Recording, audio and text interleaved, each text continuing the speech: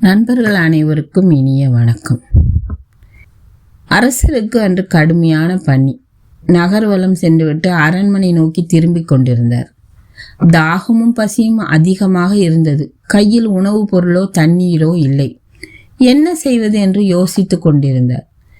எதிரில் இருந்த வீட்டு வாசலில் ஒரு பெண் பாத்திரம் தேய்த்து கொண்டிருந்தார். அம்மா, குடிக்க ஏதாவது கிடைக்குமா? தாகமாக இருக்கிறது என்று குரல் கேட்டு நிமிர்ந்தார் வீரம்மாள். மன்னா, வணக்கம். தாங்கள் பசியுடன் இருப்பது போல தெரிகிறது. என் வீட்டில் சாப்பிடுவீர்கள் என்றால் கேழ்வரகு கூழ் தருகிறேன் மன்னா, தயங்கியபடியே கேட்டார் வீரம்மாள். என் நிலை அறிந்து கேட்டதற்கு நன்றி. நான் மிகுந்த பசியுடன் இருக்கிறேன். தாங்கள் எது கொடுத்தாலும் சாப்பிட காத்திருக்கிறேன். மகிழ்ச்சியுடன் வீட்டுக்குள் சென்று ஒரு குவளை நிறைய கேழ்வரகு கூழ் கொண்டு வந்தார் வீரம்மாள். அரசர் அதை ஆர்வத்துடன் வாங்கி பசி தீரும் வரை குடித்தார். ஆஹா, என் வாழ்நாளில் இவ்வளவு ருசியான ஒன்றை நான் சாப்பிட்டதே இல்லை. எப்படி வந்தது இவ்வளவு ருசி?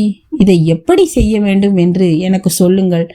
நான் அரண்மனை சமையல்காரர்களிடம் இதே பக்குவத்தில் சமைக்க சொல்கிறேன்.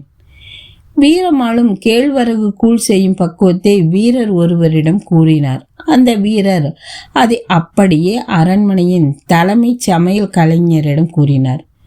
என்னது, மன்னர் கூழ் குடித்தாரா?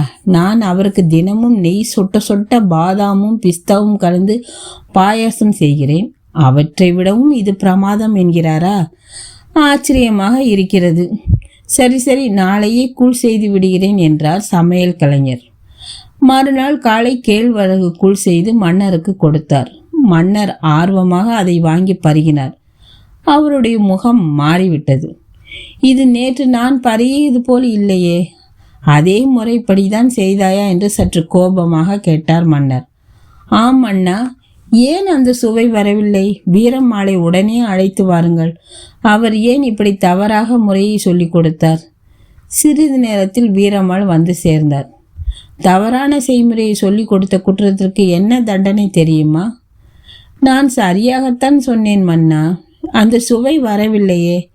வீரம்மாள் சிறிதும் பயமின்றி, நான் எதையும் மாற்றி கூறவில்லை. நீங்கள் அருந்திய கேழ்வரகு கூழை எனக்கு சிறிது தர சொல்லுங்கள். நான் உண்ட பின் சொல்கிறேன் என்றார். கூழ் வந்தது. பருகி பார்த்தார். மன்னிக்கவும் மன்னா, இது அதே போன்ற சுவையில்தான் தயாரிக்கப்பட்டுள்ளது. என்றாலும் இது சுவையாக இல்லை என்று நீங்கள் நினைத்தீர்களானால் அதற்கு 3 காரணங்களை என்னால் கூற இயலும் என்றாள் வீரம்மாள். என்ன மன்னா? பசித்த பின் புசி என்பார்கள். நேற்று நீங்கள் கடுமையான பசியில் இருந்தீர்கள்.